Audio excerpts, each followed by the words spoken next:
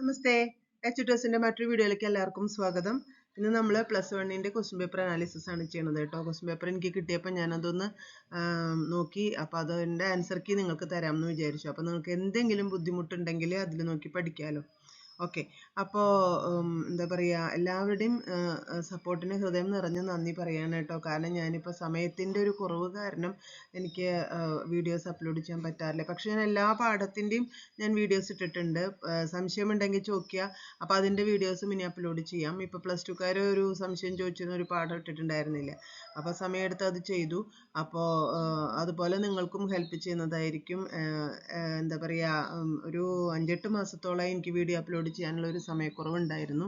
എന്നിട്ട് പോലും നിങ്ങളുടെ ഒരു സ്നേഹം കൊണ്ട് നിലനിന്ന് പോവുകയാണ്. അപ്പോൾ വളരെയധികം സന്തോഷമുണ്ട്. നിങ്ങളോട് എല്ലാവരോടും ഹൃദയം നിറഞ്ഞ നന്ദി അറിയിക്കുകയാണ്. നിങ്ങളുടെ സ്നേഹത്തിന് മുന്നിൽ ഞാൻ ശിരസ്സ് നമിക്കുകയാണ്. കാരണം ഓരോ കമൻറ്റും കാണുമ്പോൾ എനിക്ക് ഭയങ്കര സന്തോഷം തോന്നും. കാരണം ചെയ്തതൊക്കെ നിങ്ങൾക്ക് ഹെൽപ്ഫുൾ ആയില്ലോ എന്നുള്ളത് തന്നെ വലിയൊരു സന്തോഷത്തിൻ്റെ കാര്യമാണ്. ഓക്കെ. അപ്പോൾ നമുക്കിനി അടുത്തായിട്ട് ഇപ്പോൾ ഈ ആൻസർ പേപ്പർ കിട്ടിയപ്പോൾ ക്വസ്റ്റ്യൻ പേപ്പർ കിട്ടിയപ്പോൾ അതൊന്ന് ആൻസർ ചെയ്തിടണമെന്ന് വലിയ ആശ തോന്നി. കാരണം ഇതിൻ്റെ പാറ്റേണിലാണ് മറ്റേ എക്സാമും വരിക, ജനറൽ എക്സാമും. അപ്പോൾ അതൊരു ഹെൽപ്ഫുൾ ആയിക്കോട്ടെ എന്ന് വിചാരിച്ചിട്ടാണ് കേട്ടോ. അപ്പോൾ ഇനി നിങ്ങൾക്ക് എന്തെങ്കിലും അറിയാത്തതോ സംശയമുള്ളതോ ഉണ്ടെങ്കിൽ ചോദിച്ചാൽ മതി. ഞാൻ അതിന് ആൻസർ ചെയ്യാൻ മാക്സിമം ശ്രമിക്കാം കേട്ടോ. അപ്പം എന്നാൽ നമുക്ക് ക്വസ്റ്റ്യൻ പേപ്പർ അനാലിസിസിലേക്ക് പോയാലോ. എല്ലാവരും നല്ലോണം പഠിക്കൂട്ടോ. നല്ല മാർക്ക് വാങ്ങിക്കാൻ എളുപ്പമാണ് ശരിക്കും സംസ്കൃതം എന്ന് പറയുമ്പോൾ. അപ്പോൾ നമുക്ക് ക്വസ്റ്റ്യൻ പേപ്പറിലേക്ക് പോവാം കേട്ടോ. ഫസ്റ്റ് പേജിൽ ക്വസ്റ്റ്യൻ പേപ്പറിൽ ചോദിച്ചിട്ടുണ്ടായിരുന്നത് 1 മുതൽ 9 വരെയുള്ള ചോദ്യങ്ങൾ ബ്രാക്കറ്റിൽ നിന്ന് എടുത്തെഴുതലാണ്. ഫലാഗമേ നമ്രാഹ ഭവന്തി. ഫലങ്ങൾ ഉണ്ടാകുമ്പോൾ തലകുനിക്കുന്നത് ആരാണ്? തരവഹ. തരവഹ പറഞ്ഞ വൃക്ഷങ്ങൾ. ആദികാവ്യം ഒരു സംശയമില്ല, രാമായണം. എളുപ്പമാണ്. പുരാതന സർവകലാശാല തക്ഷശില. തക്ഷശിലയാണ് ഏറ്റവും പുരാതനമായ സർവകലാശാല കേട്ടോ. വിവേക ചൂടാമണി എഴുതിയതാരാ? ശങ്കരാചാര്യാണ്. അതും എളുപ്പമാണ്, വളരെ ഈസി ആയിട്ടുള്ളത്. അടുത്തത് 5ാമത്തെ ചോദ്യം വരുന്നത് ഭാസനാടക ചക്രേ കതി രൂപകാണി. ത്രയോദശ രൂപകാണി. ഭാസനാടക ചക്രം 13 രൂപങ്ങളാണ്. 6ാമത്തെ ധർമ്മസ്യ ഗതിഹി കീദൃശി ത്വരിത. ത്വരിതാഗതി ധർമ്മസ്യ. അതൊരു വാചകമായിട്ട് ആ പാഠത്തിൽ കൊടുത്തിട്ടുണ്ട്. പാഠം വായിക്കുമ്പോൾ ഒന്ന് അണ്ടർലൈൻ ചെയ്ത് വെക്കണം കേട്ടോ. ഇനി ലോകേ യുവജന ദിനം കസ്മിൻ ദിനാങ്കെ ആഘോഷ്യതേ. ജനുവരി 12-നാണ് യുവജന ദിനം. ഇനി സംഭാവന സ്യാദ് ഉൽപ്രേക്ഷ. ഉൽപ്രേക്ഷ അലങ്കാരത്തിന്റെ ലക്ഷണമാണത്. സംഭാവന സ്യാദ് ഉൽപ്രേക്ഷ. അങ്ങനെ ഓരോ നമുക്ക് തന്നിട്ടുള്ള 3-4 അലങ്കാരത്തിന്റെ ആ വാചകം, ഫസ്റ്റ് വാചകം ഒന്ന് ബൈഹാർട്ട് ചെയ്ത് വയ്ക്കുക. അത് ഇങ്ങനെ ഫിൽ ഇൻ ദ ബ്ലാങ്ക്സ് ആയിട്ടും ചോദിക്കാം കേട്ടോ. ഇനി സർവലഘു കഹ ഗണ അന്തർഭവതി. സർവലഘു എന്ന് പറയുമ്പോൾ നഗണം. മനൗത്ത് ഗുരുലാഘവം. മനൗ എന്ന് പറഞ്ഞാൽ മകണം എന്ന് പറഞ്ഞാൽ ഫുള്ള് ഗുരുവും എന്ന് പറഞ്ഞാൽ ഫുള്ള് ലഘുവുമായിരിക്കും. അതാണ് മനൗത്തു ഗുരുലാഘവം എന്ന് പറയുന്നത് കേട്ടോ. ആ ഒരു വാക്യം ഓർമ്മിച്ച് വെച്ചാൽ നിങ്ങൾക്ക് എളുപ്പത്തിൽ ഓർത്തെടുക്കാൻ പറ്റും. ഓക്കെ. ഇനി 10-11 ചോദ്യങ്ങളിൽ ഒന്നിന് നിർദ്ദേശം അനുസരിച്ച് ഉത്തരം എഴുതുക. അത് ലെറ്റർ വെച്ച് ഫില്ലപ്പ് ചെയ്ത് വാക്കുണ്ടാക്കാനാണ്. ദാക്ഷീപുത്രഃ, ക്ഷീപുത്രഃ. ദുഃഖിതഃ 2ാമത്തെ ഖയാണ് യൂസ് ചെയ്യേണ്ടത്. ഓക്കെ. അതായത് 3ാമത്തെ കോളത്തിൽ കൊടുത്തിട്ടുള്ളത്. ഇനി 11ാമത്തെ ഉദാഹരണാനുസാരം പദച്ഛേദം ഗുരുത. ഉദാഹരണം അനുസരിച്ച്. ഉദാഹരണത്തിൽ എങ്ങനെയാണോ കൊടുത്തിരിക്കുന്നത് അതേപോലെ തന്നെ മാറ്റി എഴുതുക വേണ്ടു. നിങ്ങൾ സ്വന്തമായിട്ട് അയ്യോ ഇതെനിക്ക് അറിയില്ലല്ലോ, ഇത് ഞാൻ പഠിച്ചിട്ടില്ലല്ലോ, കണ്ടിട്ടില്ലല്ലോ, അങ്ങനെ ഒന്നും വിചാരിക്കേണ്ട. അവിടെ തന്നെ ഉത്തരമുണ്ട്. സത്യം പറഞ്ഞാൽ നിങ്ങൾ ഇത്തിരി കോൺസെൻട്രേഷനിൽ കുറച്ച് ധൈര്യത്തിൽ ആ ചോദ്യം നോക്കുക, എക്സാമ്പിൾ നോക്കുക, അതേപോലെ അടുത്ത വാക്ക് എഴുതുക. അത്രേ ഉള്ളൂ. കുറച്ചൊരു കോമൺ സെൻസ് അപ്ലൈ ചെയ്താൽ നമുക്ക് എഴുതാൻ പറ്റും. എത്ര പഠിക്കാത്ത ആൾക്ക് ഒരു ബുദ്ധിമുട്ടുമില്ല. അത്ര എളുപ്പമാണ് ക്വസ്റ്റ്യൻ പേപ്പർ. മമൈവ, മമ പ്ലസ് ഏവ. അപ്പൊ സഹൈവ എന്ന് പറഞ്ഞാൽ എന്താ വരിക? സഹ പ്ലസ് ഏവ. വേറെ ഒന്നും അറിയണമെന്നില്ല, അതേപോലെ അങ്ങ് എഴുതുക. അത്രയേ ഉള്ളൂ. തേനൈവ, തേന പ്ലസ് ഏവ. അത്രയേ ഉള്ളൂ. അതേപോലെ തന്നെയാണ് 12 മുതൽ 15 വരെയുള്ള ചോദ്യങ്ങളിൽ 3 നിർദ്ദേശം അനുസരിച്ച് ഉത്തരം എഴുതുക. പശ്യതി, അതായത് നൃത്യതി അനൃത്യത് എന്നാണ് കൊടുത്തിരിക്കുന്നത്. ഇവിടെ നിങ്ങൾക്ക് വ്യാകരണം അറിഞ്ഞില്ലെങ്കിൽ എളുപ്പമായിട്ട് എഴുതാൻ പറ്റും. അനൃത്യത് എന്നാണ് കൊടുത്തിരിക്കുന്നത്. അപ്പൊ പശ്യതി എന്നുള്ളത് അപശ്യത്. അത്രയേ ഉള്ളൂ. ലിഖതി എന്നുള്ളത് അലിഖത്. ഗച്ഛതി എന്നുള്ളത് അഗച്ഛത്. എളുപ്പല്ലേ? ഒന്ന് ശ്രദ്ധിച്ച് ആലോചിച്ചാൽ എഴുതാൻ പറ്റാവുന്നതേ ഉള്ളൂ കേട്ടോ. അത് ബൈഹാർട്ട് പഠിച്ചു പോയി ചെയ്യേണ്ടതല്ല. സ്വന്തം ബുദ്ധി ഉപയോഗിച്ച് ആ സമയത്ത് അപ്ലൈ ചെയ്യേണ്ടതാണ്. അങ്ങനെ എല്ലാവർക്കും ചെയ്യാൻ പറ്റും. എന്നിട്ട് ഫുൾ മാർക്ക് വാങ്ങിക്കാനും പറ്റും. അപ്പോൾ വരുന്നത് മഞ്ജുഷാത അവ്യയപദാനി ചിത്വ ലിഖത. അത് എളുപ്പമാണ്. ഞാൻ ക്ലാസ് എടുത്തപ്പോൾ എക്സ്പ്ലെയിൻ ചെയ്തതാണ്. ത്വാ വരുന്നത് ത്വാന്തം, യാ വരുന്നത് ലബന്ധം, തും വരുന്നത് തുമുന്നന്തം. അതായത് അവസാനം വരുന്നത്. അപ്പൊ ത്വാ വരുന്നത് ഏതാ അതില്? അകൃത്വ, ത്വ എന്നല്ലേ വരണേ, അപ്പൊ അത് ത്വാന്തം. ല്യബന്ധം യായിൽ വരുന്നത് അപ്രാപ്യ, യാ അവസാനിക്കുന്നത്. അതുപോലെ തും എന്ന് അവസാനിക്കുന്നത് ഭവിതും എന്നുള്ളത് തുമുന്നന്തം. ഇത്രയേ ഉള്ളൂ, എളുപ്പാണ്. തുമുന്നന്തം, ത്വാന്തം, ല്യബന്ധം. അന്തം എന്ന് പറഞ്ഞാൽ അവസാനം. ത്വ എന്ന് അവസാനിക്കുന്നത് ആ വാക്കെടുത്ത് എഴുതാ. ല്യബന്ധം യാ എന്ന് അവസാനിക്കുന്നത്, തും എന്ന് അവസാനിക്കുന്നത്. ആ 3 വാക്കെടുത്ത് എഴുതാൻ എന്ത് വല്ല ബുദ്ധിമുട്ടുണ്ടോ? ഒരു ബുദ്ധിമുട്ടും ഇല്ല. ഫുൾ മാർക്ക് വാങ്ങിക്കാം കേട്ടോ. അതേപോലെ അടുത്ത പരീക്ഷയ്ക്ക് ഇതൊക്കെ ഓർമ്മിച്ച് വെച്ച് ചെയ്യണം കേട്ടോ. പിന്നെ അലങ്കാരം ഉദാഹരണാനുസാരം യോജയത. ഇത് അലങ്കാരത്തിന്റെ ഫസ്റ്റ് വായിച്ചാൽ മാത്രമേ, ആ ഫസ്റ്റ് ലൈൻ വായിച്ച് ഓർമ്മിച്ചാൽ മാത്രമേ ചെയ്യാൻ പറ്റുള്ളൂ. അപ്പൊ അതൊന്ന് വായിച്ചു നോക്കി പഠിക്കണം. ഓരോ വരി പഠിച്ചാൽ മതി. വസ്തുത്പ്രേക്ഷ, വസ്തുത്പ്രേക്ഷ എന്താണ്? ധൂമസ്തോമം തമശങ്കേ, സോറി ഇത് ഉദാഹരണം ചോദിച്ചിരിക്കുന്നത്. ധൂമസ്തോമം തമശങ്കേ കോഗി വിരഹ ശുഷ്മണം എന്നുള്ളത് ഒന്നാമത്തേന്. ഹേതുൽപ്രേക്ഷയ്ക്ക് ഉദാഹരണമായിട്ട് വരുന്നത് രക്തൗ തവാംഗ്രി മൃദുലൗ ഭുവി വിക്ഷേപണ ധ്രുവം. ഫലോത്പ്രേക്ഷയ്ക്ക് പ്രായോബ്ജം ത്വത്പദേന ഐക്യം പ്രാപ്തും തോയേ തപസ്യതി. അപ്പോൾ ഉദാഹരണങ്ങളും കൂടി മനസ്സിലാക്കി വെച്ചാൽ നല്ലത്. പക്ഷെ ലക്ഷണങ്ങൾ എന്തായാലും ഓരോ വരിയിലുള്ളത് ഓർത്ത് വെക്കുക കേട്ടോ. ബാക്കിയുള്ളതൊക്കെ നമുക്ക് എളുപ്പമായിട്ട് ചെയ്യാൻ പറ്റും. ബാക്കിയെല്ലാം നന്നായി ചെയ്ത് കഴിഞ്ഞാൽ എന്തായാലും ഒരു 95ന്റെ അടുത്ത് മാർക്ക് കിട്ടും. ഒരു 2-3 എണ്ണം എന്താ പറയുക വിട്ടുപോയാലും നിങ്ങൾ വിഷമിക്കേണ്ട കാര്യമില്ല. ഓക്കെ, അപ്പോൾ ഇതിപ്പോൾ ഉദാഹരണങ്ങളാണ് ചോദിച്ചിരിക്കുന്നത്. ഉദാഹരണം ഓർത്ത് വെക്കാൻ ബുദ്ധിമുട്ടാണെങ്കിൽ സാരമില്ല, നമുക്ക് ലക്ഷണങ്ങൾ നന്നായി മനസ്സിലാക്കി വെക്കുക, ശ്രമിക്കുക കേട്ടോ. അടുത്ത വൃത്തത്തിന്റെ ലക്ഷണം യോജയിത്വം, അത് ലക്ഷണം തന്നെയാണ് ചോദിച്ചിരിക്കുന്നത്. സ്യാദ് ഇന്ദ്ര വജ്ര എന്താണ്? യതീതൗ ജഗൗക, ജദൗത്തു വംശസ്ഥമുദീരിതം ജരൗ. പിന്നെ ഉക്താ വസന്ത തിലക തപജ ജഗൗക. ഇതും ലക്ഷണമാണ്. അപ്പൊ ലക്ഷണങ്ങൾ എന്തായാലും പഠിച്ചു വെക്കുക കേട്ടോ. ഉദാഹരണങ്ങൾ ശ്രമിക്കുക, പരമാവധി ശ്രമിക്കുക. അതായത് വൃത്തത്തിന്റെയും അലങ്കാരത്തിന്റെയും ലക്ഷണം പഠിച്ചു വെക്കുക കേട്ടോ. ഓക്കെ, ലക്ഷണം പഠിച്ചാൽ തന്നെ കുറച്ച് കഴിയുമ്പോൾ ഉദാഹരണം തന്നെ ഓർമ്മ വന്നോളൂ, ബുദ്ധിമുട്ടില്ലാണ്ട്. അടുത്ത ചോദ്യം 16 മുതൽ 20 വരെയുള്ള ചോദ്യങ്ങളിൽ 4 എണ്ണത്തിന് നിർദ്ദേശം അനുസരിച്ച് ഉത്തരം എഴുതുക. അപ്പൊ എന്താണ്? ദോഷേണ തീവ്രോ വിഷയ കൃഷ്ണസർപ്പ വിഷാദഭി വിഷം നിഹന്തി ഭോക്താരം ദ്രഷ്ടാരം ചക്ഷുഷാപ്യയം. അപ്പൊ ഇത് സുഖമായി ഇങ്ങോട്ട് മാച്ച് ചെയ്യാൻ വേണ്ടി 2 എണ്ണമുള്ള അങ്ങോട്ടും ഇങ്ങോട്ടും.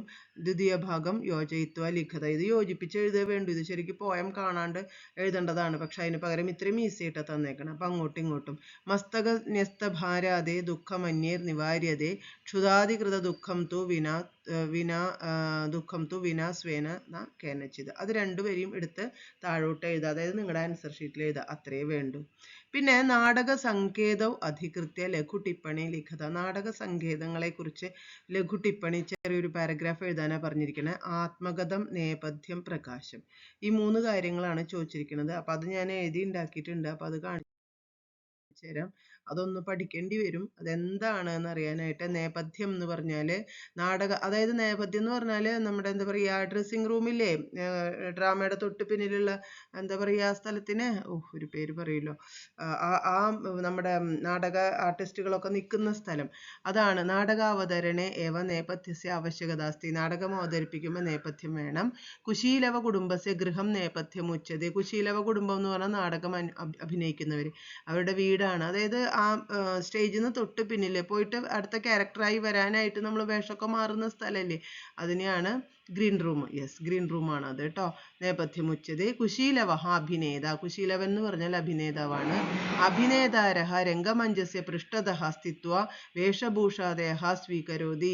അഭിനയിക്കുന്നവർ രംഗമഞ്ചത്തിന്റെ അതായത് സ്റ്റേജിന്റെ പിൻഭാഗത്ത് നിന്ന് വേഷഭൂഷങ്ങൾ അണിയുന്നു. അതിനുശേഷം തഥാ രംഗേ അഭിനയാനന്തരം അത്രേവ വിശ്രമം കരോതി.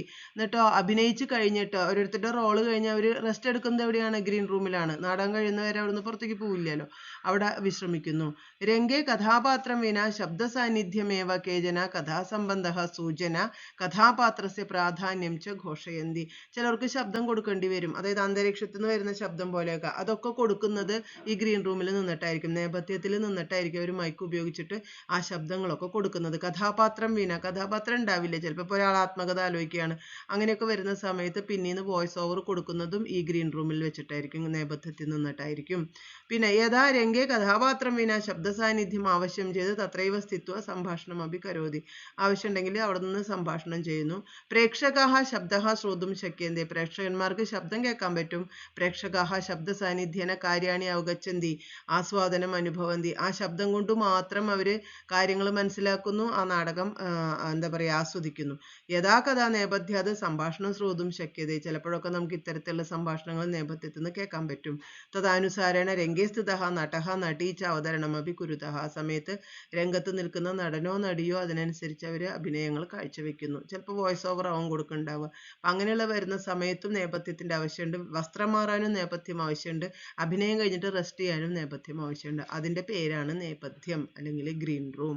നാടകേ നേപഥ്യസ്യ സ്ഥാനം അതിപ്രധാനമസ്തി. നാടകത്തിൽ നേപഥ്യത്തിൻ്റെ സ്ഥാനം എന്ന് പറഞ്ഞാൽ വളരെ പ്രധാനമാണ്. അതാണ് നേപഥ്യം. ഇതിലെ മുഴുവൻ എഴുതാൻ കിട്ടിയില്ലെങ്കിലും കാര്യം മനസ്സിലായില്ലേ?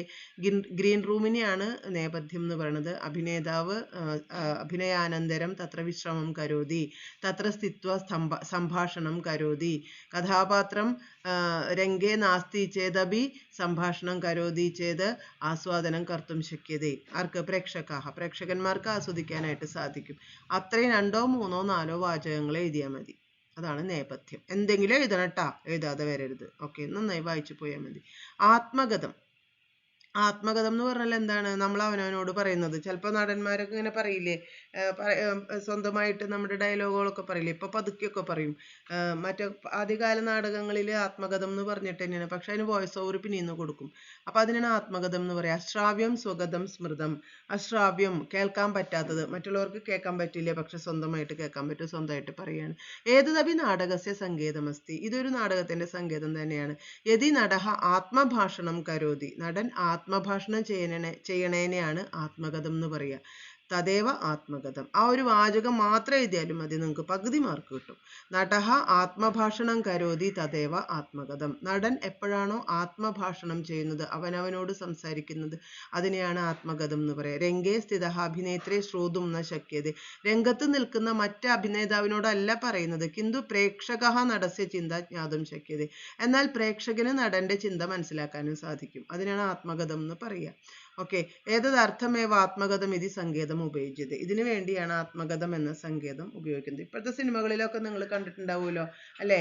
ആക്ടേഴ്സ് സ്വന്തമായിട്ട് അവർ പതുക്കെ പറയും അല്ലേ? ഓ പണിയായില്ലോ, അല്ല അതിങ്ങോട്ട് തന്നെയാണല്ലോ വരുന്നത്, ഒന്ന് പറഞ്ഞു തരുമോ ആൻസർ എന്നൊക്കെ പറഞ്ഞിട്ട് സ്വന്തമായിട്ട് നിങ്ങൾ പറയാറില്ലേ? ആ പറയുന്നതിനെ തന്നെയാണ് ആത്മകഥം എന്ന് പറയുന്നത്. അത് നാടകത്തിലാവുമ്പോൾ സ്വന്തമായിട്ട് അവിടെ നടൻ നിന്നിട്ട് പറയുന്നതാണ്. പക്ഷെ ആ പറയുന്നത് പുറത്തിരിക്കുന്ന പ്രേക്ഷകന്മാർക്ക് കേൾക്കാൻ പറ്റും. കാരണം ഇല്ലെങ്കിൽ അവർക്കത് മനസ്സിലാവില്ലല്ലോ എന്താ അവർ ഉദ്ദേശിക്കണേന്നുള്ളത്. അപ്പം അതുകൊണ്ട് അത് വോയിസ് ഓവർ കൊടുക്കും പിന്നീന്ന്. അപ്പോൾ നടൻ ഇങ്ങനെ സ്റ്റില്ലായിട്ട് നിൽക്കും, അല്ലെങ്കിൽ അഭിനയിക്കണ പോലെ ഇങ്ങനെ ചുണ്ടനക്കും. അപ്പം അത് മറ്റുള്ളവർക്ക് കേൾക്കും, പക്ഷെ ഓപ്പോസിറ്റ് നിൽക്കണം നടൻ അത് കേൾക്കാൻ പറ്റില്ല. അതുകൊണ്ടാണ് അതിന് ആത്മകഥം എന്ന് അപ്പം പറയണത്. ഓക്കെ, അപ്പൊ സ്വന്തമായി പറയുന്ന സംഭാഷണം ആത്മഭാഷണമേവ ആത്മകഥം എന്ന് മനസ്സിലാക്കി വെക്കുക കേട്ടോ. എന്നിട്ട് ഇതും എഴുതാ. നടഹ രംഗേ ന കഥാപി വദതി കിന്തു ആത്മകഥം കരോതി. ആത്മസംഭാഷണം കരോതി. അത് പ്രേക്ഷകന്മാർക്ക് കേൾക്കാനും സാധിക്കും. അവർക്ക് രംഗം നടക്കുന്നത് എന്താണ് എന്ന് മനസ്സിലാവുകയും ചെയ്യും. അതിനെയാണ് ആത്മകഥം എന്ന് പറയുക. ഇനി അടുത്ത പ്രകാശം. പ്രകാശം എന്ന് പറഞ്ഞാൽ ആത്മകഥത്തിന്റെ ഓപ്പോസിറ്റ് തുറന്നു പറയുന്നത്. സർവശ്രവ്യം പ്രകാശം, ഉറക്കെ പറയുന്നത്. ആത്മകഥസ്യ വിപരീതമസ്തി പ്രകാശം. അപ്പൊ ഇതും എഴുതാൻ പറ്റും അല്ലെ? സർവശ്രവ്യം പ്രകാശം, ആത്മകഥസ്യ വിപരീതമസ്തി പ്രകാശമിതി സങ്കേതം. നടഃ ആത്മകഥനാത് അനന്തരം രംഗേ ഉച്ചൈഹി വദതി തദേവ പ്രകാശമിതി നാമ്ന ജ്ഞായതേ. നടൻ ആത്മകഥം പറഞ്ഞതിന് ശേഷം പിന്നെ അടുത്ത ഡയലോഗ് ഉറക്കെ പറയുന്നതായിരിക്കും. ആ ഉറക്കെ പറയുന്നതിനാണ് എന്ത് പറയാ? പ്രകാശം എന്ന് പറയാ. ആത്മഗതസ്യ അനന്തരം പ്രകാശേ സംഭാഷണം കരോതി. ആത്മകഥ ചിന്തയാം അനന്തരം പ്രകാശസ്യ പ്രാധാന്യമസ്തി. ആത്മകഥം പറഞ്ഞതിന് ശേഷം ഉറക്കെ പറയുമ്പോഴാണ് പ്രകാശം എന്ന സങ്കേതം അവിടെ വർക്കാവുന്നത്. അതായത് ഇരുട്ടുണ്ടെങ്കിലല്ലേ വെളിച്ചം എന്താന്ന് മനസ്സിലാവുള്ളൂ. ഇരുട്ടും വെളിച്ചവും അറിയുന്ന ആൾക്കല്ലേ വെളിച്ചം എന്താന്ന് തിരിച്ചറിയാൻ പറ്റുള്ളൂ. അതേ പറഞ്ഞ പോലെ ആത്മകഥം എന്താന്ന് ഉള്ളത് പ്രേക്ഷകന് മനസ്സിലായി. ആത്മകഥം പറഞ്ഞതിന് ശേഷം പിന്നീട് ഉറക്കെ നടൻ രംഗത്ത് വാചകത്തിൽ അവതരിപ്പിക്കുമ്പോൾ അതിനെ പ്രകാശം എന്ന് പറയും. അപ്പോൾ ആത്മകഥം ചിന്തയാനന്തരം പ്രകാശസ്യ പ്രാധാന്യമസ്തി. ആത്മകഥത്തിന്റെ ചിന്തയ്ക്ക് ശേഷമാണ് പ്രകാശത്തിന് പ്രാധാന്യം. എന്ത് കണ്ടിന്യൂസ് ഒരാൾ സ്റ്റേജിൽ സംസാരിച്ചുകൊണ്ട് നിൽക്കുമ്പോൾ അവിടെ ആത്മകഥത്തിന്റെയും പ്രകാശത്തിന്റെയും പ്രത്യേകത ഇല്ല. സംസാരത്തിന്റെ ഇടയിൽ കുറച്ചു നേരം നിർത്തി നടൻ സ്വന്തമായി കുറച്ച് കാര്യങ്ങൾ ആലോചിച്ചു. എന്നിട്ട് ഞാനിപ്പോൾ ഇതിങ്ങനെ ചെയ്യാം, ഇപ്പം ഇങ്ങനെ ഇടപെട്ടാൽ ശരിയാവില്ല എന്നൊക്കെ കുറച്ച് ആത്മകഥം പറഞ്ഞിട്ട് അടുത്ത ഡയലോഗ് നടൻ ഉറക്കെ പറയുമ്പോൾ അത് പ്രകാശം എന്ന് പറയും. ഈ ആത്മകഥം പറയുന്നത് ഓപ്പോസിറ്റ് നിൽക്കുന്ന നടന് കേൾക്കില്ല, പക്ഷെ ഓഡിയൻസിന് കേൾക്കാം. മനസ്സിലായില്ലേ പറഞ്ഞത്? നാടകമോ സിനിമയൊക്കെ കാണുമ്പോൾ സംഭവിക്കുന്നത് തന്നെയാണ് ഇത്. ഇങ്ങനെ പറഞ്ഞു കോംപ്ലിക്കേറ്റഡ് ആവേണ്ട, മനസ്സിലായിണ്ടാവും എന്ന് ഞാൻ വിചാരിക്കുന്നു. എന്തായാലും ആ വാചകങ്ങൾ ഒന്ന് രണ്ടെണ്ണെങ്കിലും മനസ്സിലാക്കിയിട്ട് ഒന്ന് എഴുതാൻ ശ്രമിക്കുക. കൺസെപ്റ്റ് കിട്ടിയിട്ടുണ്ടാവും എന്ന് ഞാൻ വിചാരിക്കുന്നത്. ഓക്കെ, അപ്പോൾ ഇത് മൂന്നും എക്സ്പ്ലെയിൻ ചെയ്യാനുള്ളത് കൊണ്ട് ഞാനിനി അടുത്ത സെക്ഷൻ ക്വസ്റ്റ്യൻ പേപ്പർ അടുത്തൊരു വീഡിയോയിൽ അപ്ലോഡ് ചെയ്യാം. ഇപ്പോൾ തന്നെ കുറച്ച് സമയമായി. അപ്പോൾ ഇതൊന്ന് പഠിച്ചോളൂ കേട്ടോ. ബാക്കി ക്വസ്റ്റ്യൻസ് ഒക്കെ ഇപ്പോൾ ഏകദേശം മനസ്സിലായില്ലേ? നമുക്കിനി അടുത്ത വീഡിയോയിൽ കാണാം. അപ്പോൾ ഇത്രയും മാത്രമായിട്ട് നിർത്തുകയാണ്. അപ്പോൾ നെക്സ്റ്റ് വീഡിയോയിൽ വീണ്ടും കാണാം കേട്ടോ. നമസ്തേ. ആരെങ്കിലും ചാനൽ സബ്സ്ക്രൈബ് ചെയ്തിട്ടുണ്ടെങ്കിൽ സബ്സ്ക്രൈബ് ചെയ്യുക, ലൈക്ക് ചെയ്യുക, ഷെയർ ചെയ്യുക, ഞങ്ങളെ സപ്പോർട്ട് ചെയ്യുക. ഓക്കെ, നമസ്തേ.